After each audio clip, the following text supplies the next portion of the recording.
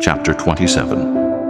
Early in the morning, all the chief priests and the elders of the people came to the decision to put Jesus to death.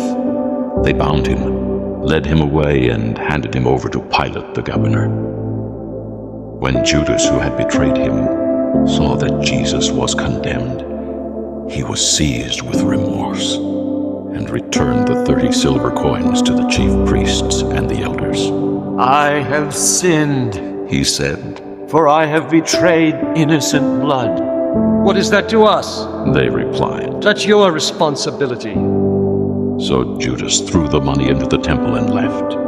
Then he went away and hanged himself. The chief priests picked up the coins and said, "It is against the law to put this into the treasury, since it is blood money." So they decided to use the money to buy the potter's field as a burial place for foreigners. That is why it has been called the Field of Blood to this day. Then what was spoken by Jeremiah the prophet was fulfilled. They took the 30 silver coins, the price set on him by the people of Israel, and they used them to buy the potter's field, as the Lord commanded me. Meanwhile, Jesus stood before the governor, and the governor asked him, "Are you the king of the Jews?" Yes, it is as you say. Jesus replied. When he was accused by the chief priests and the elders, he gave no answer. Then Pilate asked him, "Don't you hear the testimony they are bringing against you?" but Jesus made no reply, not even to a single charge, to the great amazement of the governor. Now it was the governor's custom at the feast to release a prisoner chosen by the crowd. At that time they had a notorious prisoner called Barabbas. So when the crowd had gathered, Pilate asked them, "Which one do you want me to release to you? Barabbas or Jesus, who is called Christ?" For he knew it was out of envy that they had handed Jesus over to him. While Pilate was sitting on the judge's seat, his wife sent him this message. Don't have anything to do with that innocent man, for I have suffered a great deal today in a dream because of him. But the chief priests and the elders persuaded the crowd to ask for Barabbas and to have Jesus executed. "Which of the two do you want me to release to you?" asked the governor.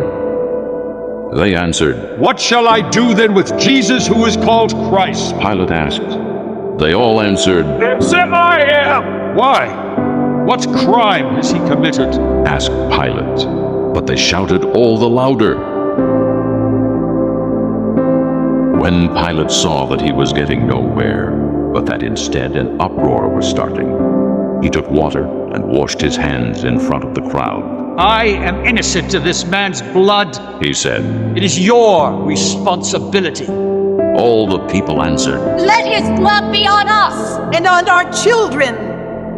Then he released Barabbas to them. But he had Jesus flogged and handed him over to be crucified. Then the governor's soldiers took Jesus into the praetorium and gathered the whole company of soldiers around him. They stripped him and put a scarlet robe on him, and they twisted together a crown of thorns and set it on his head. They put a staff in his right hand and knelt in front of him and mocked him. They said, they spit on him and took the staff and struck him on the head again and again. After they had mocked him, they took off the robe and put his own clothes on him. Then they led him away to crucify him. As they were going out, they met a man from Cyrene named Simon, and they forced him to carry the cross. They came to a place called Golgotha, which means the place of the skull. There they offered Jesus wine to drink, mixed with gall, but after tasting it, he refused to drink it. When they had crucified him, they divided up his clothes by casting lots, and sitting down, they kept watch over him there. Above his head they placed the written charge against him, "This is Jesus, the King of the Jews." 2 robbers were crucified with him, one on his right and one on his left. Those who passed by hurled insults at him, shaking their heads and saying, "You who are going to destroy the temple and build it in 3 days, Save yourself! Come down from the cross if you are the Son of God. In the same way, the chief priests, the teachers of the law, and the elders mocked him. He saved others, They said, but he can't save himself.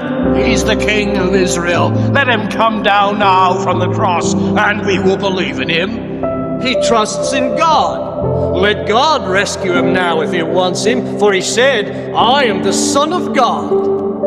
In the same way, the robbers who were crucified with him also heaped insults on him.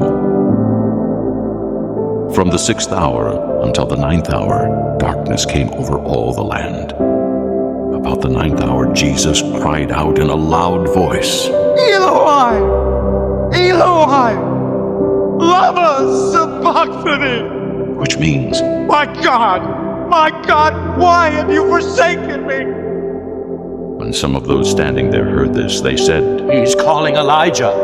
Immediately, one of them ran and got a sponge. He filled it with wine vinegar, put it on a stick, and offered it to Jesus to drink. The rest said, Now leave him alone. Let's see if Elijah comes to save him. And when Jesus had cried out again in a loud voice, he gave up his spirit. At that moment, the curtain of the temple was torn in two from top to bottom. The earth shook and the rocks split. The tombs broke open, and the bodies of many holy people who had died were raised to life. They came out of the tombs, and after Jesus' resurrection, they went into the holy city and appeared to many people. When the centurion and those with him who were guarding Jesus saw the earthquake and all that had happened, they were terrified and exclaimed, Surely, he was the Son of God. Many women were there watching from a distance. They had followed Jesus from Galilee to care for his needs. Among them were Mary Magdalene, Mary the mother of James and Joses, and the mother of Zebedee's sons. As evening approached, there came a rich man from Arimathea named Joseph, who had himself become a disciple of Jesus. Going to Pilate, he asked for Jesus' body, and Pilate ordered that it be given to him. Joseph took the body, wrapped it in a clean linen cloth, and placed it in his own new tomb that he had cut out of the rock. He rolled a big stone in front of the entrance to the tomb and went away. Mary Magdalene and the other Mary were sitting there opposite the tomb. The next day, the one after Preparation Day, the chief priests and the Pharisees went to Pilate. Sir, They said, we remember that while he was still alive, that deceiver said, After 3 days I will rise again. So give the order for the tomb to be made secure until the 3rd day. Otherwise his disciples may come and steal the body and tell the people that he has been raised from the dead. This last deception will be worse than the first. Take a guard. Pilate answered. Go. Make the tomb as secure as you know how. So they went and made the tomb secure by putting a seal on the stone and posting the guard. This concludes Disc 2.